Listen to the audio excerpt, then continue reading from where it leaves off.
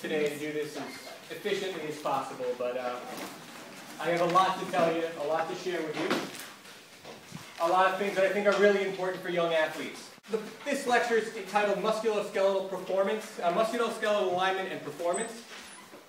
The whole idea is that you can learn a ton about the performance and injury potential of an athlete by looking at three basic aspects that I'm going to kind of help you see here today. That's my goal.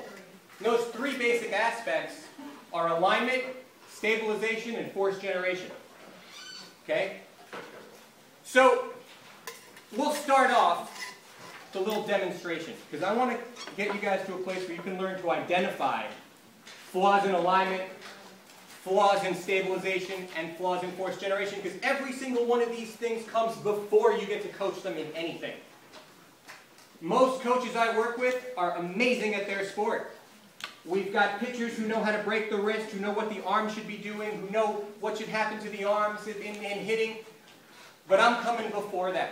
I want to get you guys to think a little bit before that as to what is the foundation of this athlete that's standing in front of you. Okay? The idea is this.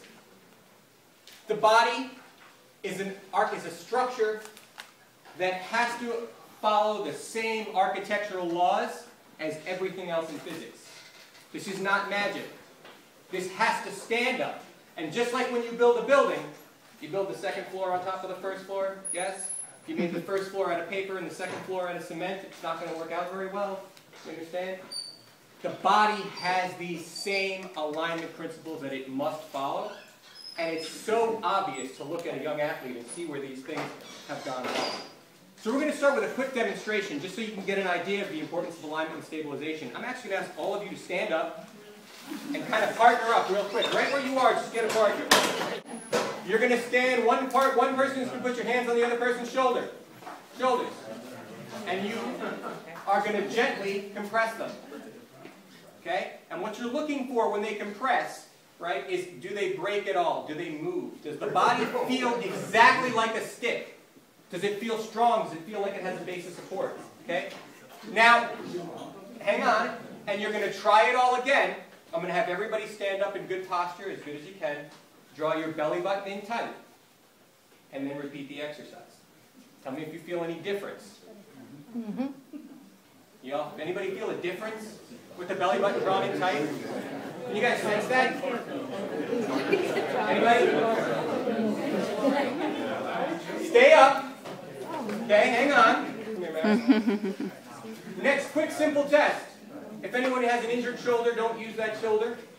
All you're going to do, this is not a strength competition, but you're going to apply gentle pressure to the arm, and you're going to see how strong they are. Gentle. Go ahead. Give them a little pressure. All right? Then I want you to repeat it with your belly button drawn in tight. Stand up tall. Tell me if you feel any more strength in the arm.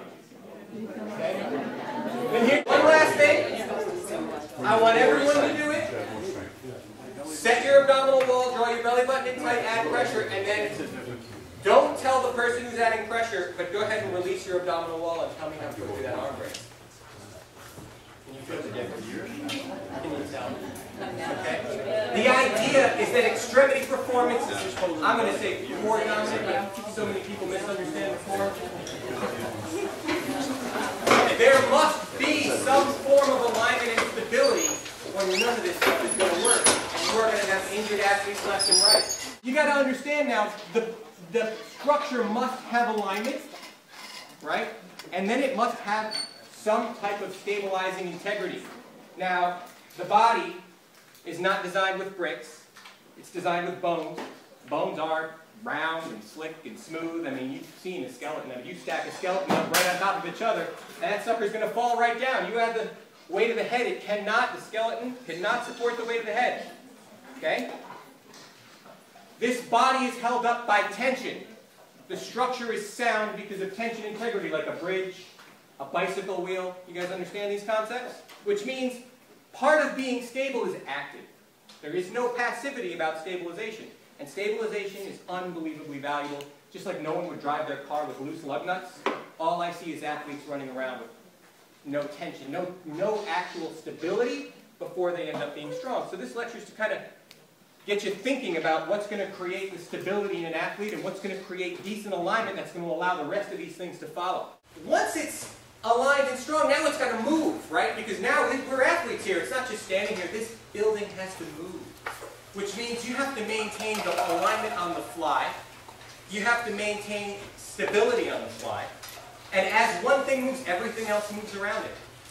So there is a responsibility of carrying decent alignment with you, or there will be no performance. And we're going to see in a minute how simple, just a simple alignment in your posture can change range of motion in all of your joints. I work at the bodytailor with my partner Mara, my partner and wife Carrie. Athletes, young athletes, will come in and we'll give them a quick basic screening as we're looking at postural alignment and movement alignment. So I'm going to share a little bit about what we're looking at. That way you guys can learn to see it. And so you'll understand when things are going wrong and why they're going wrong and why someone's getting hurt or not performing. What that basic screening consists of is a very simple postural evaluation. I'm looking for standing alignment. And then a dynamic evaluation in what I consider primary movement patterns. Okay, almost like all words are built with letters, there's about 7 patterns of basic movement that almost everything else is built upon. Right? So a single arm push, for example, is very similar to a throw. It just changes a little bit. So when I look at these basic movement patterns, which is the squat, the lunge, the bend, the push, the pull, and the twist, and then gait. Gait includes walking, running, and jogging. They're all 3 very different patterns. I'm looking to see a breakdown in stability. I'm looking to see that breakdown whether it's in alignment or whether it's in the actual stabilizing, active stabilizing muscles of that athlete. And it's quick, and the better you get at it, man, you can see this stuff really fast. And I'm going to give you some big, basic red flags so that you can understand when things are going wrong. Part 1, basic alignment, static posture and standing. What I want you guys to take out of this section is the importance of recognizing good posture, what good posture is and where it begins, what an anterior pelvis and a posterior pelvis is, because as I'm going to show you, posture begins in the pelvis and the spine. And what forward head posture is. Forward head posture is a dead giveaway to a problem. Okay? As soon as your posture changes, your head has to change. So forward head posture is a dead giveaway to all kinds of malfunctions in the athlete. One of them is respiratory. I'll go over that in a minute.